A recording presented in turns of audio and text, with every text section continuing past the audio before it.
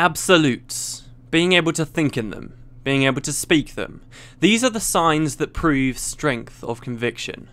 Unless a person doubts the absolute because they doubt themselves, they cannot commit themselves fully for fear that they might be wrong.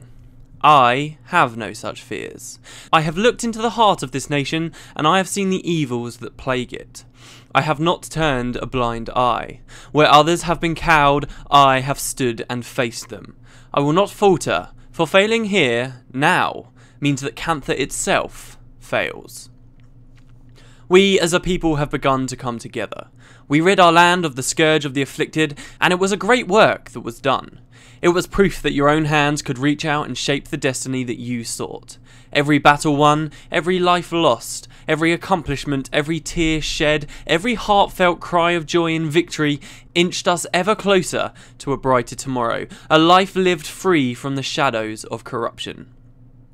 This nation is becoming yours once more, and it is to you that I now look. Our greatest battle is yet to come. The gangs yet pose a threat to Cantha, as do the people that would harbour them. What empire allows such filth to prosper? Are these the actions of a government that has the best interests of its people at heart? Or are these the actions of a government too weak and ineffectual to do what is right? You have toiled on their behalf, and they have benefited from your labour. So now I ask you, what has the Empire done for you? Now stop and ask, what have you done for yourself? The time is at hand. Change is ours to bring to these lands. Fight at the side of the Ministry of Purity and fight on the side of justice. Do not be swayed by the words of weaker men. If a good man follows an evil leader, can you truly call him good? I say that he is just as guilty for lacking the strength to stand up and do what is right. By his weakness, evil persists. This is why the gangs must be removed. This is why those that shelter them must also be removed, at any cost. While they remain, Cantha will never be whole. This is an absolute, and there can only be one question. Whose side are you on? Whoa, what's this? What's this? Winds of Change? Really? On this channel? Yeah, hi guys. Welcome back to Winds of Change. Part 2 of Winds of Change, in fact. Finally, we're continuing on. It's been like a week since I filmed. I'm beginning to become one of those Let's Players that you hear more talking about how they keep forgetting to continue on with their series than actually doing it. But I'm sorry about that. We will continue on with Winds of Change and speak to Zayu. No, we don't speak to Zayri. Who do we speak to?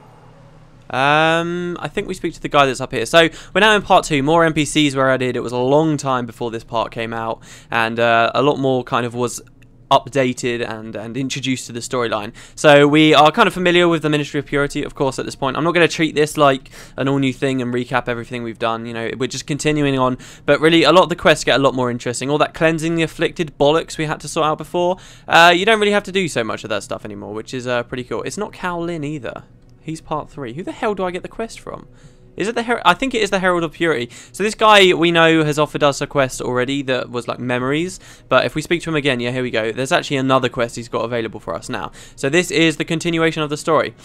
So again, I think we might have read this already, but I'm going to read it again. Look around you and tell me what you see. Is it despair? A crumbling city, barely standing on its shaky foundations? I will tell you what I see. Possibilities. There is no such thing as a lost cause so long as the people possess the will to change. I believe that we can save this great city, and I believe that its people can be something greater.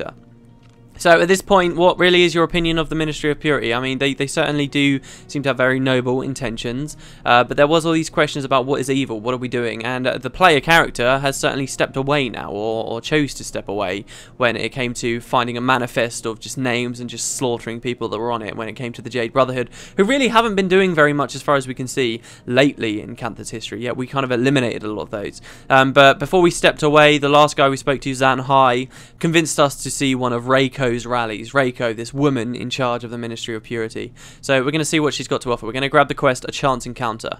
Hard mode only, thank you very much. You must be the one that Zanhai told me about, he says. The Ministry has spoken highly of you for your bravery and dedication. Zanhai has also told me you have doubts, and I can relate. I used to feel as much as I imagine you do now. It's difficult to walk a path when you don't even know the destination. Every step can leave you questioning whether it was the right one to take. I think Raiko's words will show you what we hope to achieve and why it's the right choice for us. The people can put their hopes on a single man, or they can learn to put their faith in themselves. Working together, we will make our empire truly great. Please, the rally will begin soon. If you agree to attend, speak with me again, and I will take you there when it's time. Lots of experience, lots of gold from this. Very well. I'll listen to what the minister has to say. I mean, that can't hurt, really. If I was in Tom Blue's situation right now, I'd probably listen to what she has to say. Listening's too much work. I prefer fighting. No, we're going to listen. We're going to listen, as we love to do on this channel. So, a chance encounter. Minister Raiko's rally will be happening soon. This is an excellent chance to see her and Ashu in person. Will you be attending? Ah, yes, I've been looking forward to this. So, there's this Ashu person as well. We kind of heard about the Udachi family that lived at the Tanakai Temple. And there was a disaster, and yeah, Ashu seems to have survived. It seemed to be the hint. We're not quite sure what Ashu's relation to the Ministry of Fury is right now, but we'll see. So I've been looking forward to this. I'm too excited. Let me calm down first. No, let's do it.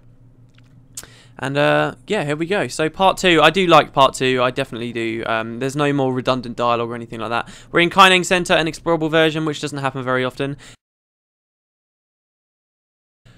Okay, and one day later, and many hours later, and I'm back. Hi guys, it's like 8:15 in the morning at the moment, and finally we are ready to continue with Winds of Change. So, yeah, some bad news, I guess. Well, bad news until I fix it. But basically, this next quest coming up, it starts off with this rally with Raiko and with Ashu there as well. And there's a big speech, basically, and there's lots and lots of dialogue, and it's a very, very good thing. This is when we're meeting these characters that we've heard so much about, right? But the thing is, ArenaNet, for convenience of the players, admittedly, they were good intentions. ArenaNet made this quest so that the first time you zone in to see the quest, you will get all of the dialogue, and it takes quite a while to scroll through, which of course is what we want to see. But say you then fail the quest, ArenaNet have made it so that when you zone back into the area, you don't have to see all that dialogue again, and it just skips straight to the end of the dialogue, so that then the quest can proceed really quickly so that people don't get frustrated, which is awesome, and ArenaNet were cool to have done that. However, because I've completed the quest on Tom Bluewood in normal mode first, that means that now when I'm doing it in hard mode, it automatically skips through. So yesterday when I was in the middle of filming the episode, I went in and it just cut to like massive kind of spoilers and right at the end, and it was just terrible. So what I've had to do is come on Peter Redhill and go all the way through Winds of Change. So everything you've seen me complete the past couple of months while we've been doing this Let's Play in Winds of Change, I had to do that yesterday, and it took me pretty much all day, and by the end I was just like, oh, I really cannot be bothered to finish filming the episode. So I did daily instead, and now I'm finally doing Winds of Change today. So we're going to be loading in. I have two particular heroes with me at the moment, and this is actually quite cool that it worked out this way, really, because I can show you some extra stuff as well with these two heroes. So yeah, let's speak to Zayri. Let's grab the quest. Wait, what? Oh no, not Zayri, the Herald of Purity. And we can speak to him, grab the quest, a chance encounter, which I already read yesterday. Very well, listen to what the minister has to say, and finally, we can do this. Jesus, the effort sometimes you have to go through is just ridiculous. But here we go. I've been looking forward to this. I certainly have. All right, Kaineng Center. And I'm gonna. Well, you've got the it's established that we're in Kaineng Center here, and Reiko is stood up there with a little boy next to her called Ashu, and they begin to speak. Reiko says, "Greetings to you, my fellow Canthans. Before I begin, let me say that I'm immensely proud to be able to stand here before you. From here, I look out and see all of your faces, bright and eager. You are the future of our great empire. Yours are the hands that lay the foundation for all who would follow to walk upon, and yours are the hearts that will foster our bravery and our spirit." Thank God they give you a nice amount of time to read that one out. Brilliant. Reiku says, "We have faced a great many hardships before. I gaze at you now and see the pain of loss in your eyes. It's a pain that I myself am all too familiar with. How many of us here have lost someone important to the plague? Loved ones, family, friends. It washed over us like a tidal wave, terrible in its fury, unstoppable. We looked to our empire for salvation, but they were as helpless as the rest of us." So of course you've got lots of people standing around here. They'll all be talking to one another. I'm going to flag those guys over there for now. They really give you a lot of time. That's actually quite good. So I'll try and get a good shot of these guys. And now Miku speaks. Miku, what are you doing here? She says, "What's going on? I need to get a little closer. I can't see very well." Where is she? Reiko says, "When the plague came, I lost most of my family. You all know their name, the Udachi family, head of the Sailing Order. So Reiko is a member of that family. How could a family so devout have been killed? What would have become of us? I felt lost, hopeless.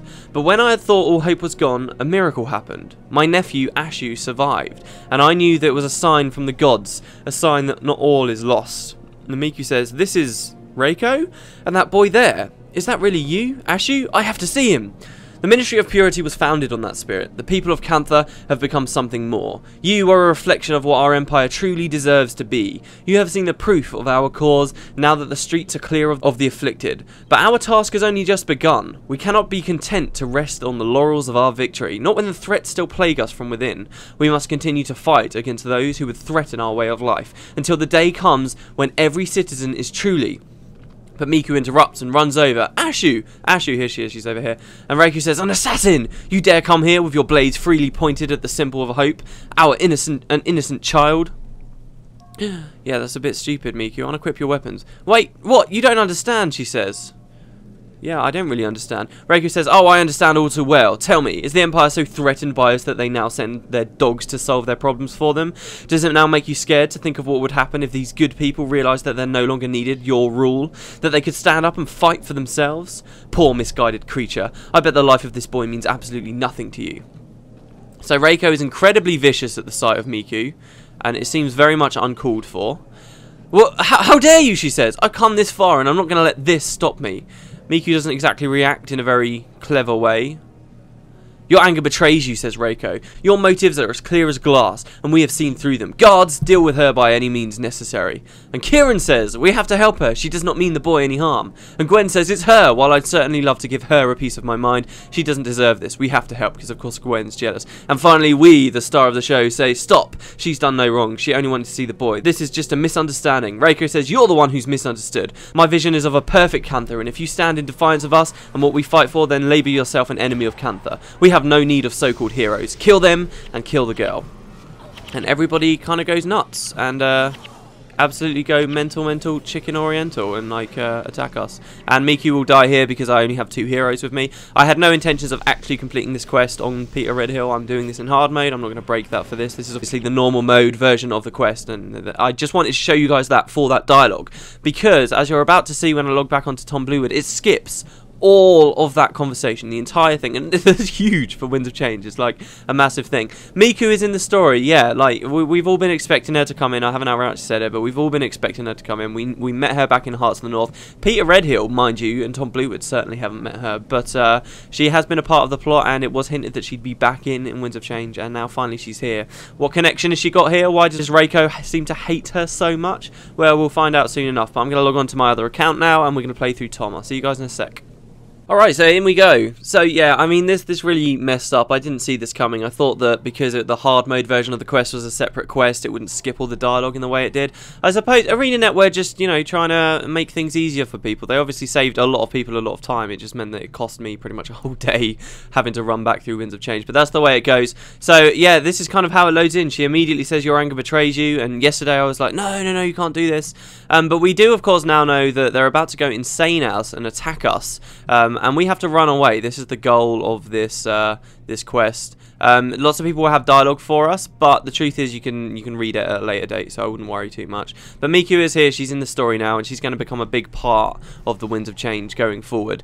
We need to run this way. Honestly, I can't remember 100% which direction we need to go in, but just run like mad and you should be fine. Wait.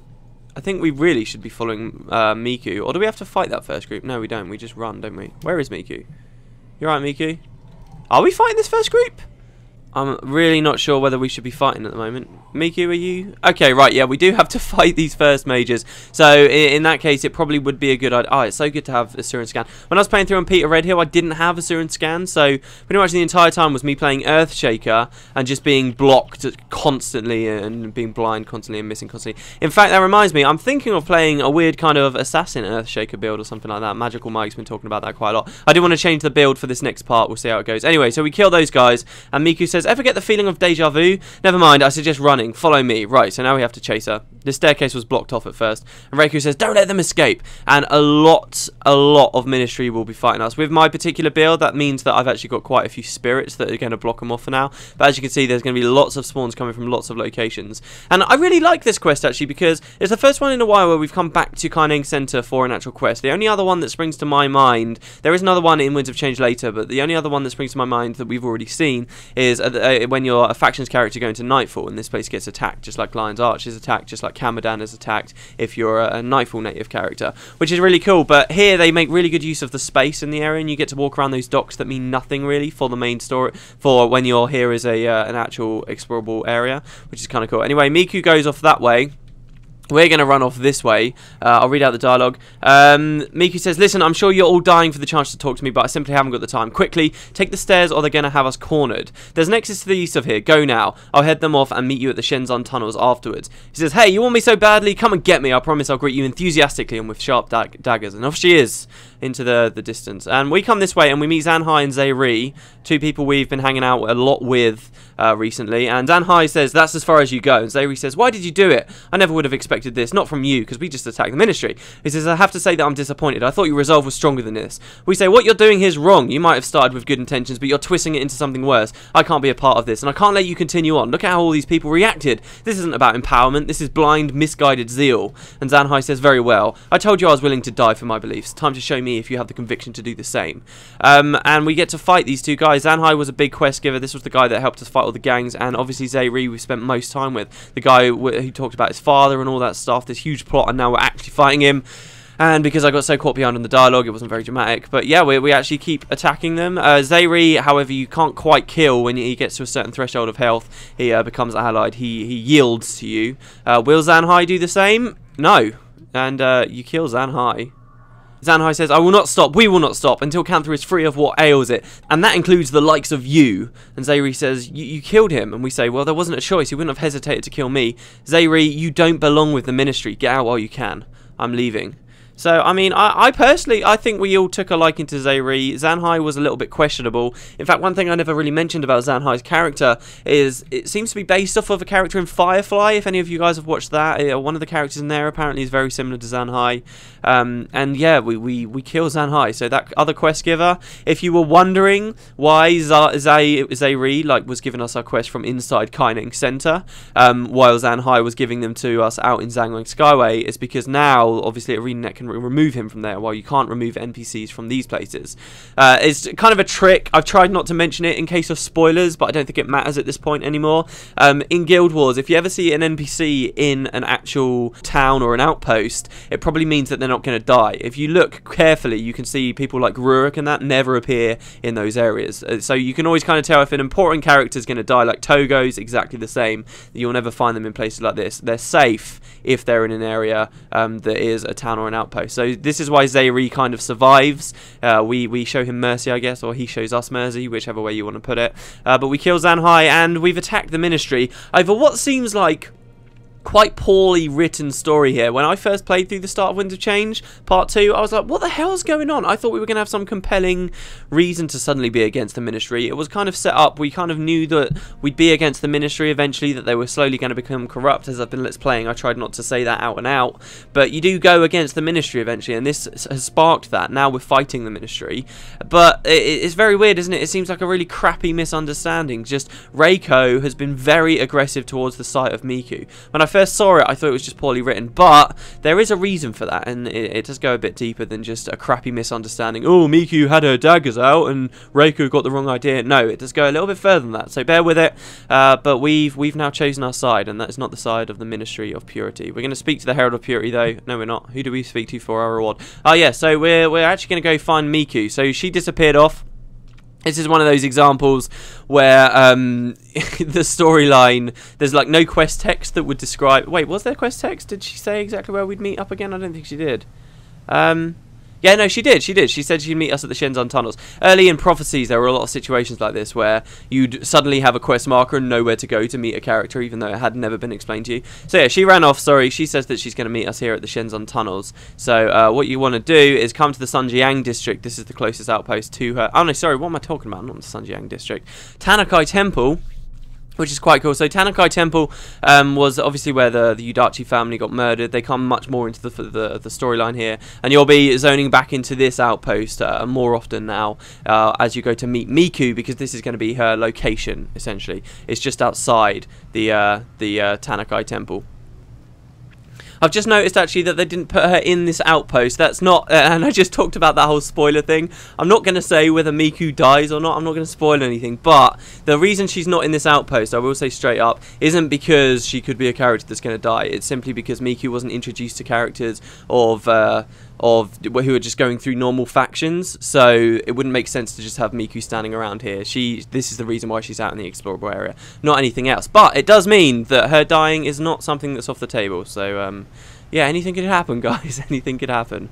Right, yeah, so we'll go speak to Miku. Actually, I had to go through all yesterday, but it kind of worked out, I suppose, because it does mean that we got to see that Gwen and Kieran dialogue. That will only appear if you've got them in your party. Obviously, you can play through Winds of Change without ever having completed Eye of the North to have unlocked Gwen, or the Warring Kryta or the Hearts of the North content to have unlocked Kieran himself. So you can play through this and never really get that little bit of dialogue come through.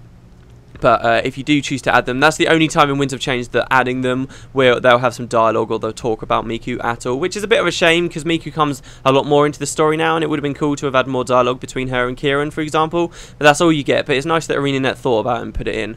Anyway, sorry, God, so much to talk about actually this episode. We came through here, blah blah blah. So yeah, Miku finds us. She says, "Looks like you made it out of there alive. That's good. I was starting to worry about you. You look a little worse for wear though. Did something happen?" We say, "I guess you could say I wasn't on the same page as some of the members of the Ministry of Purity. That aside, would you mind telling me what happened back there?" She says, "Of course. I owe you at least that much. Did you see that boy that was with the minister? He is someone that I believe to be dead for a very long time. He's my brother." So she is, I suppose, Miku Yudachi. When I saw that he was alive, in spite of everything that had happened in the past, I was overcome. I needed to see him, and I acted on impulse. And well, we saw how that turned out. Heh.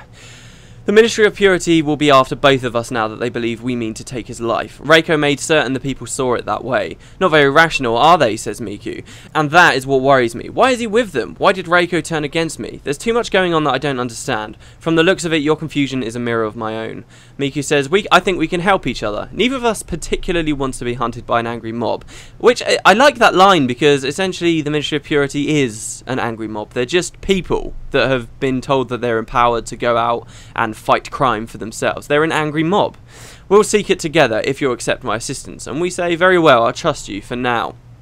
Miku says, you're wise to be cautious. I can tell that you've been betrayed before. That means you and we've got something in common. But I've learned that trust is not always misguided. If you can call me friend, then I'll have your back without fail. Now, enough of my rambling. By the way, what she says here about being betrayed, I'm pretty sure that's in reference to the Ministry of Purity itself, which is a bit weird. There have been other times, obviously, in the storyline, though, where we've been betrayed, namely the Vizier. I guess that was the biggest betrayal. But there were a fair few in Prophecies, if you think about it. Anyway, Miku says, I'm going to try and track down Guardsman Jinai. He's an old friend and should be able to provide me with some answers about what has happened. In the meantime, can you speak with Guardsman Cao Lin in Kaineng Center? I think he'll help us as well. Good luck and stay safe. So Jinai is a character we'll be getting to know quite well later, as well as Cao Lin. So these are kind of our new friends. Things have changed quite a lot. We'll speak to Miku to accept our reward.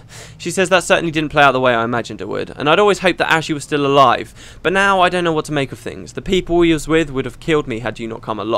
I owe you my life. Yet it seems that in return for your help, I've gotten you involved with my troubles. Well, if nothing else, I can say that my bad luck makes things interesting. You wouldn't want to lead a boring life, right? Maybe we can help each other sort this mess out. You'll find that Miku's actually quite a cool female character. You don't really see a character like this much in Guild Wars, not for female characters anyway. It's pretty cool. So yeah, there you go, guys. That's kind of a taste of things to come for part 2 of Winds of Change. A messy episode, I know, but hey, I had to deal with messily scripted quests, I suppose. But I hope that worked out well for you guys, and I guess I'll see you all next time. And there's a rat on the floor, lovely. I love the little Kaineng rats, they're fucking amazing.